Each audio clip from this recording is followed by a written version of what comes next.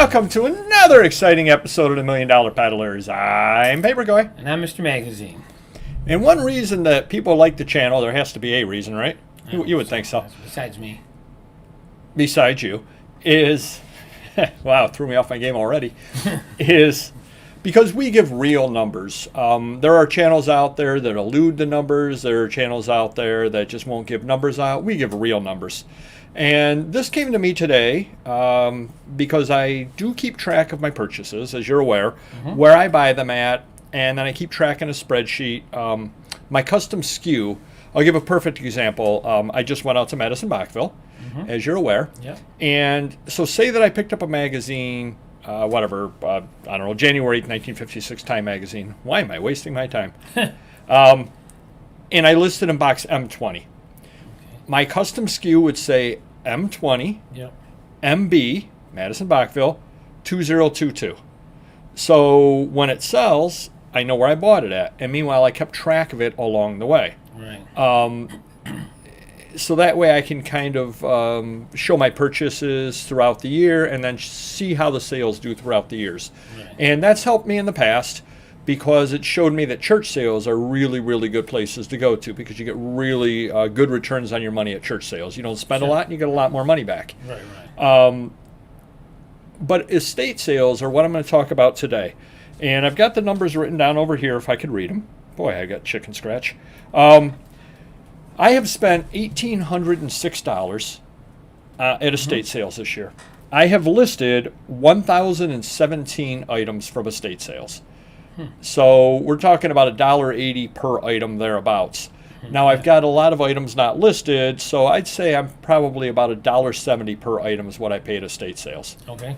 To put that in a little bit of context, I know a lot of times you figure things on a per item basis. Yes. So if I told you that I was paying $1.70 per item for things that I'm cherry picking, what is your thought on that price? I would say that's in the ballpark. I'm like $1.50 to $2 on above average stuff. Now, when you start getting into the things I'll call juice, high end and stuff, well, it's a whole different ballgame. You have to pay a higher percentage, or I have most magazine collections I paid $1 to $2. Now maybe $2.50 and $3.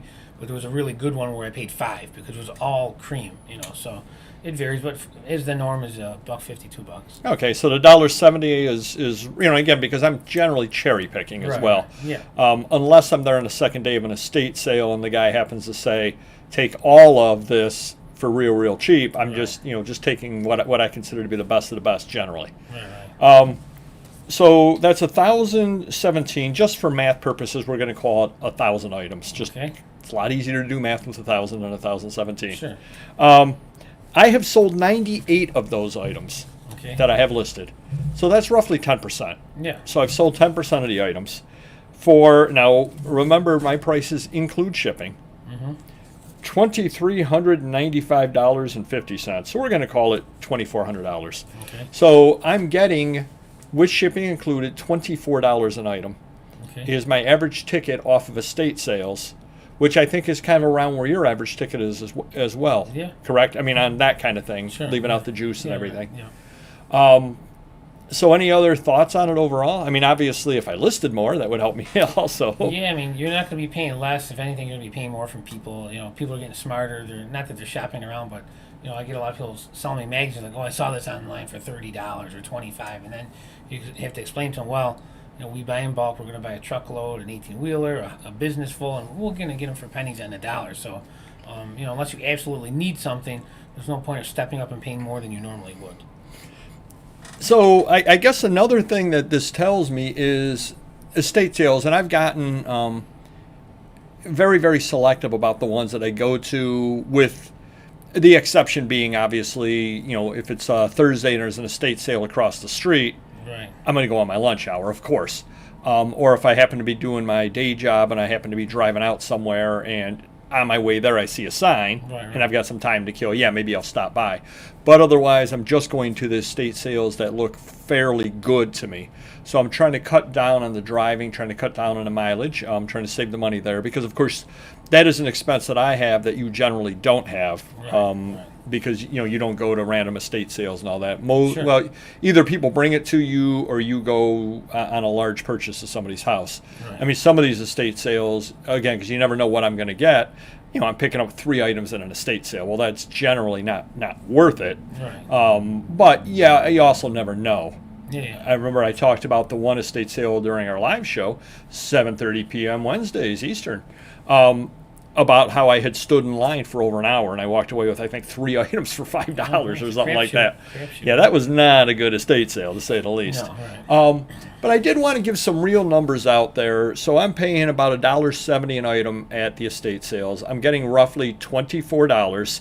And so far this year, I've sold through 10%. Now, remember, too, obviously, out of those 1,017, some of those may have only been listed for a week because I may have listed them last week. Some may have been listed for 2 weeks, 3 weeks. So to be at a 10% sell through already, I think is pretty good on that there. Definitely. You know what you're buying now too. Where 10 years ago may not be that efficient. That high of a sell through, right? Or actually, something. I think 10 years ago it may have been a better sell through. But I think my average price would have been $12, and I would have been saying, I'm paying $1.70. I wouldn't have paid $1.70. I'm paying $1 and I'm getting $12. I'm doing great. Yeah. Now I'm paying $1.70 and getting 24 back on it.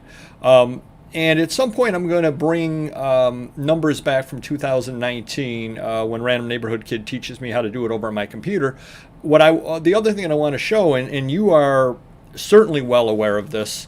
Well, let me ask you a question. Okay. We did a haul video, a couple of years ago now, when we went to Ohio, the Ohio deal. Yep. How many things from the Ohio deal do you sell in a week, roughly? Jeez, I'm going to say 100. Oh, wow. Yeah. Wow. We sell a lot daily, yeah. Well, it took us a few years to get the stuff listed on there, and we got our one computer guy is pumping out hundreds of items a day, and a lot of it is that type of stuff, so... between eBay and Amazon, I would say easily. Wow. And how many items did you buy? They were 80,000 or something? Yeah, close to 100,000. 100,000, yeah. See, and that would be one of those things, and obviously it's not worth your time to sit there and catalog things the way that I do. Yeah. But if you did, you paid whatever you paid back that year, and then you would see sales every single year thereafter. Right. And that's the amazing thing, again, and I'm going to bring that to you in a future video when I get around to it. I'm still selling things from 2019 estate sales. I believe I paid, if I remember right, roughly $1,000 in 2019 at estate sales, and I've sold $800 this year of stuff from 2019. Yeah. So I've almost got my money back out in 2022. Yeah. But I also made my money a couple of times over in 2019, 3 or 4 times over in 2020. 1.5 times over in 2021. I'm going to make my money back in 2022. Yeah. 2023, I'm going to sell $500 worth. Right. 2024, I'm going to sell $300 worth, and so on. But it is the long tail gift that keeps on giving. Yeah. And I've actually got some actual numbers to show too in a future video. So hopefully those actual numbers do help you. I really do enjoy showing you that, because a lot of times people don't necessarily know what to pay per unit, and they don't really know what the prices are going to be. And those are real life examples of things that I've done out there, and you're sharing your numbers as well. It's not a one-time thing. This is the price of the average we pay over and over and over again successfully. Both sides are happy, so it's the norm. Yep. So hopefully that does help you some, and if you could just do us a favor and help us. Hit it. Waiting for the music to start. Oh, the wrong kind of hit it. Hit the like button if you could, and we will see you next video. Take care. Bye-bye.